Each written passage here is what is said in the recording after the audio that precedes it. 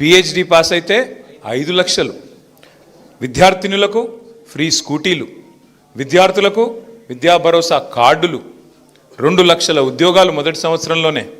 అట్లాగే mega DSC, Urdu medium వాళ్ళకి special DSC. ఎన్ని మాటలు! బ్యాక్లాగ్ పోస్టులు ఫస్ట్ ఇయర్లో ఫిల్ చేస్తా, టెట్కు కానీ ఇంకో పోటీ పరీక్షలకు కానీ ఒకటేసారి ఫీజు కట్టాలి, మీరు ఎన్నిసార్లు కట్టే అవసరం లేదు. ఇన్ని మాటలు చెప్పి మొత్తానికి విద్యార్థులను రెచ్చగొట్టి ఇచ్చిన ఉద్యోగాలను ఇయ్యనట్టుగా చెప్పి ఏదో కేసీఆర్ గారు మీకు అన్యాయం చేస్తున్నారని చెప్పి రెచ్చగొట్టి చివరికి మన ప్రభుత్వం పోవడానికి, కేసీఆర్ గారు ఇవాళ ముఖ్యమంత్రిగా లేకపోవడానికి ఆనాడు ఏ రకంగా విద్యార్థులను వాడుకున్నాడో మీకు బాగానే తెలుసు. ఇవాళ ఒక్కటంటే ఒక్క హామీ 2.5 సంవత్సరాల్లో నెరవేర్చిండా లేదా ఒక్కసారి మీరు ఆలోచించండి. వచ్చిందా విద్యా భరోసా కార్డు? స్కూటీలు వచ్చినాయా? 2 లక్షల ఉద్యోగాలు వచ్చినాయా?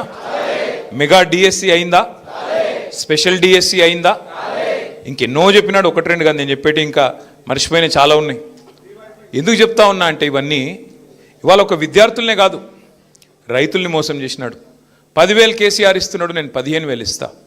నవంబర్లో తీసుకుంటే 10,000, డిసెంబర్ అయితే 15,000 ఇస్తా. ఉరుకున్రి, బ్యాంకు ఉర్రుకున్రి. కేసీఆర్ గారు ₹1,00,000 రుణమాఫీ చేసిండు 2 సార్లు. ఆ రుణమాఫీ చేసిన వాళ్ళు మళ్ళీ మేము అనుకోకండి, అర్జెంటుగా ఉరికి మీరు లోన్ తెచ్చుకోండి, నేను వస్తూనే ఉన్నా, మొదటి సంతకమే పెడతా. 10,000, 15,000 మాత్రమే కాదు, కౌలు రైతులకు డబ్బులు ఇస్తా, రైతు భూ యజమానికి ఇస్తా, కౌలు రైతులకు ఇస్తా అని చెప్పి 22 లక్షల మంది కౌలు రైతులను మోసం చేసిండు. రుణమాఫీ అన్నాడు, రైతులను మోసం చేసినాడు. ఇలా ఏ ఊర్లోనన్నా రుణమాఫీ అయిందా చూపెడతావా ముఖ్యమంత్రి గారు? నీ ఊరికే పోదాంపా, కొండారెడ్డిపల్లి. ఒకవేళ రైతులందరూ అక్కడ రుణమాఫీ అయిందని చెప్తే నేను రాజకీయాలు వదిలేస్తా, సన్యాసం తీసుకుంటా అని చెప్పి కూడా అసెంబ్లీలో అడిగినా, చూడడు, మాట్లాడాడు. ఎన్ని వర్గాలను ఎంత మోసం చేయాలో. ఇక ఆడబిడ్డలనైతే బంగారం సెంటిమెంట్తో కొట్టిండు.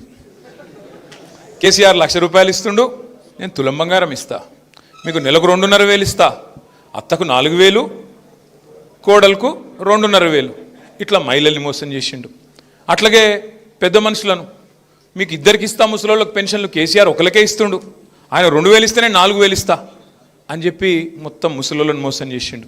ఇదంతా మీకు ఎందుకు చెప్తున్నా అంటే చేసిన వాగ్దానాలేమో ఇవి, అధికారంలోకి వచ్చిందేమో వీటిని అండగా చేసుకొని రాష్ట్రంలో అందరి మనసులు మరి ఇట్లాంటి ఆకర్షణీయమైన 6 గ్యారంటీలు పెట్టి ఒక్కొక్కడు మంత్రి, ఇవాళ మంత్రి కమల్ హాసన్ కంటే పెద్ద యాక్టర్లు ఉన్నారు. ఆయన ఒక ఆయన ఉన్నాడు డిప్యూటీ సీఎం. 6 గ్యారంటీలు, గ్యారంటీ కార్డులు భద్రంగా పెట్టుకోండి, 100 రోజులు అల్మార్లో దాసుకోండి, 101వ రోజు మా వాళ్ళు వస్తారు, వచ్చి తీసుకొని, ఆయన ఒత్తి చెప్తాడు, మళ్ళీ అదో కథ, వస్తారు వచ్చి తీసుకొని